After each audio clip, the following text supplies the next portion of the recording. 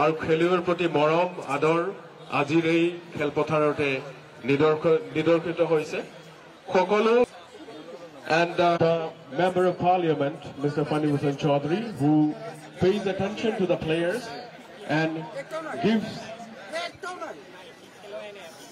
the interaction with the player also on gold medal in all Assam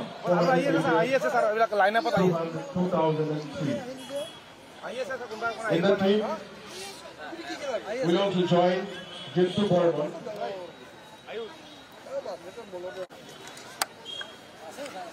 So ladies and gentlemen, our respected honorable Member of Parliament getting introduced to the players. All the players kindly to stand up. Hokolo Keloi Tiramula Minorujalan.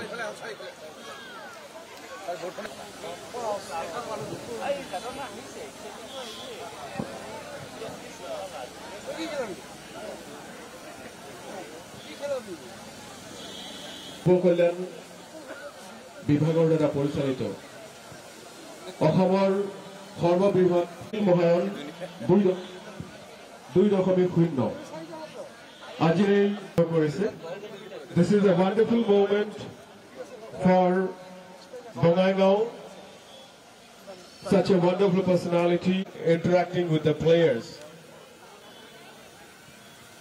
Many of Khel Maharan 2.0 LSC level. Respected Fani Hussain Chaudhary has already arrived on time. This is the he who is Mr. Fani Hussain Chaudhary. Each and every one of us know that his dedication, his perseverance, his contribution. Dorkhok Mondoli. Khel Maharan 2.0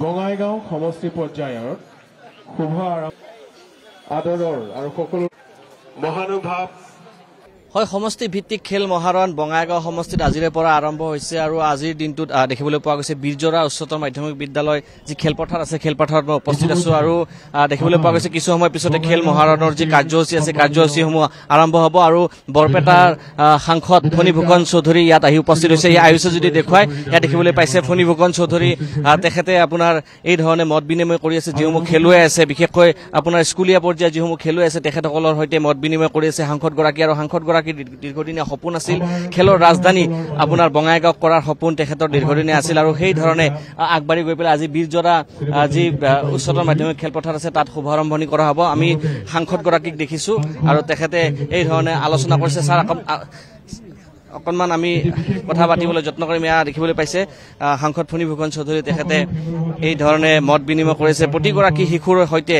তেখেতে এই ধৰণে আলোচনাত মিলিত হৈছে আৰু তেখেতৰ এই ধৰণে তেখেতে সকলোকে মৰম কৰা দেখিবলৈ পোৱা গৈছে আৰু আমি দেখিছো লগতে বিধায়িকাও আছে দীপ্তিময় চৌধুৰী আছে এয়া তেখেতৰ আলিংগন মৰমৰ আলিংগন অকণমান ছাৰ অকণমান আমি জানিবলৈ যত্ন কৰিম তেখেতৰ পৰা এয়া দেখিবলৈ পাইছে ফণী ফুকন চৌধুৰী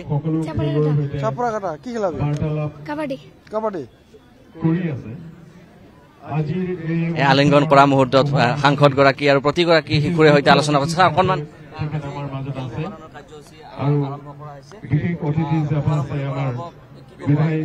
না আমি যাতে বঙাইগাঁও সমষ্টি অসমত থকা 126টা সমষ্টিৰ ভিতৰত আমি অন্তত যাতে পজিশ্যন এটা পাব পাৰোঁ বিশেষ পজিশ্যন তাৰ কাৰণে আমি চিন্তা চৰ্চা কৰিছোঁ তাৰ কাৰণে আমাৰ খেলুৱৈসকলক শুভেচ্ছা জ্ঞাপন কৰিছোঁ আৰু আমি ভাবোঁ যে আমাৰ বঙাইগাঁও সমষ্টিৰ নাম তেওঁলোকে ৰক্ষা কৰিব মই এইটো কৈছোঁ বঙাইগাঁও সমষ্টিত আপোনাৰ দেখিছোঁ যথেষ্ট সংখ্যক ল'ৰা ছোৱালী ওলাই আহিছে আৰু বঙাইগাঁওক আপোনাৰ ক্ৰীড়াৰ ক্ষেত্ৰত আগবঢ়াবৰ বাবে আপুনি যথেষ্ট কষ্ট কৰিছে আমি দেখিছোঁ ষ্টেডিয়ামো বনাই আছে ক্ৰিকেটৰ ক্ষেত্ৰতো যথেষ্ট আগবঢ়াৰ বাবে আপুনি কাম কৰি আছে কি ক'ব সামগ্ৰিকভাৱে ল'ৰা ছোৱালীসকল এতিয়াও তাৰমানে আচলতে খেলৰ পৰিৱেশ এটা সৃষ্টি কৰাৰ কাৰণে আমি চিন্তা চৰ্চা কৰিছোঁ কিন্তু আমি এতিয়ালৈকে তাৰমানে পূৰ্ণ সফলতা আমি লাভ কৰিব পৰা নাই কিন্তু আমি চেষ্টা এটা অব্যাহত ৰাখিছোঁ আৰু আমি ভাবোঁ যে প্ৰতিটো বিভাগত এথলেটিকেই হওক ভলীয়ে হওক ফুটবলে হওক ক্ৰিকেটেই হওক বেডমিণ্টনে হওক ছুইমিঙে হওক আমি প্ৰতিটো বিভাগত তেনেধৰণে কোচ আনি আমাৰ খেলুৱৈসকলক যাতে প্ৰশিক্ষণ দিয়াব পৰা যায় তাৰ কাৰণে চিন্তা চৰ্চা কৰিছোঁ আৰু সময়ে সময়ে আমাৰ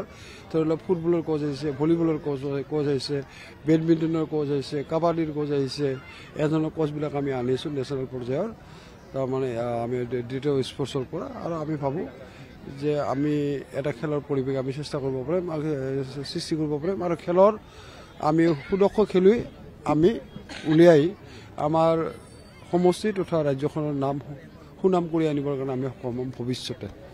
আসলে ফণীভূষণ চৌধুৰী আমি তেখেতৰ সৈতে কথা পাতিছোঁ। আমি বিধায়িকা দীপ্তিময় চৌধুৰীক দেখিছোঁ, তেখেতো আহিছে, তেখেতো আজি খেল মহাৰণৰ যি কাৰ্যসূচী আছে তেখেতে অংশগ্ৰহণ কৰিব। আপোনাক স্বাগতম জনাইছোঁ আৰু খেল মহাৰণৰ আজি কাৰ্যসূচী শুভাৰম্ভণি কৰা হ'ব। ইতিমধ্যে সাংসদ ফণীভূষণ চৌধুৰী তেখেতে আলিংগন কৰি আছে ছাত্ৰ ছাত্ৰীসকলৰ সৈতে। আমি দেখিছোঁ আৰম্ভ হ'ব কিছু সময় পিছতে। কি ক'ব সামগ্ৰিকভাৱে বঙাইগাঁৱৰ এই ধৰণৰ ক্ৰীড়াৰ ক্ষেত্ৰত উন্নয়ন? বঙাইগাঁৱৰ যি আমাৰ দ্বিতীয়বাৰৰ কাৰণে খেল মহাৰণ অনুষ্ঠিত হ'ব, নিশ্চয়কৈ আমাৰ এই মানে বঙাইগাঁও সমষ্টিৰ যিসকল পঢ়ুৱৈ আছে ছাত্ৰ ছাত্ৰী আছে তেওঁলোকে নিশ্চয় খেলাৰ ক্ষেত্ৰত আগবাঢ়ি যাব। এনেকৈ খেল খেলি খেলি তেওঁলোকে নিশ্চয় আমাৰ অসমৰ লগতে ভাৰতৰ আন্তঃৰাষ্ট্ৰীয় পৰ্যায়লৈ নিশ্চয় উন্নীত হ'ব, মই তাকে আশা কৰিছোঁ। কি সপোন আছে আপোনাৰ? আমি দেখিছোঁ যে বঙাইগাঁৱত নতুন প্ৰজন্ম উঠি আহিছে, আমি দেখিছোঁ বহু সংখ্যক ল'ৰা ছোৱালীয়ে আজি অংশগ্ৰহণ কৰিছে। সপোন কি আছে ক্ৰীড়াক লৈ পেলাই? ক্ৰীড়াক লৈ মানে আমি যিহেতু খেলবোৰ অনুষ্ঠিত হৈ আছে, আমি দেখাই পাইছোঁ এতিয়া আমাৰ অসমৰ পৰা বিভিন্ন ধৰণৰ চব ধৰণৰ খেলুৱৈ ওলাই আছে। অসমৰ পৰা আমাৰ বঙাইগাঁৱৰ পৰা ওলাই আছে, খেলুৱৈ ওলাই আছে। গতিকে আমি ভাবোঁ আৰু অধিক ভাল খেলি উন্নত পৰ্যায়ৰ খেল প্ৰদৰ্শন কৰি বঙাইগাঁৱৰ সুনাম কঢ়িয়াই আনিব। এয়া আছিলে দীপ্তিময় চৌধুৰী, তেখেত বিধায়িকা বঙাইগাঁও সমষ্টিত। আৰু দেখিবলৈ পাইছে কেইটামান মুহূৰ্তৰ পিছতে খেল মহাৰণৰ যি কাৰ্যসূচী আছে কাৰ্যসূচী আৰম্ভ হ'ব আৰু নাচনী এই ধৰণে সাজু হৈছে, নাচনী ঢুলীয়া সাজু হৈছে, সাংসদ আহিছে, বিধায়ক আহিছে। মুঠৰ ওপৰত আপোনাৰ যদি সামগ্ৰিক দৃশ্যটো দেখুৱাওঁ তেতিয়াহ'লে দেখিবলৈ পাইছে প্ৰতিখন জিপিৰ পৰা গাঁও পঞ্চায়তৰ পৰা এই ধৰণে ছাত্ৰ ছাত্ৰীসকল আহিছে আৰু বিশেষকৈ খেলুৱৈক উৎসাহ দিয়াৰ বাবে বঙাইগাঁও সমষ্টিৰ এই ধৰণৰ পৰিৱেশ আমি দেখুৱাইছোঁ। আৰু খেল মহাৰণৰ আজি কাৰ্যসূচী আৰম্ভ হ'ব আৰু দুদিনীয়াকৈ এই কাৰ্যসূচী চলিব আৰু এই ধৰণে এক প্ৰকাৰ এটা ধুনীয়া পৰিৱেশ বঙাইগাঁৱত সৃষ্টি হোৱা দেখিবলৈ পোৱা গৈছে।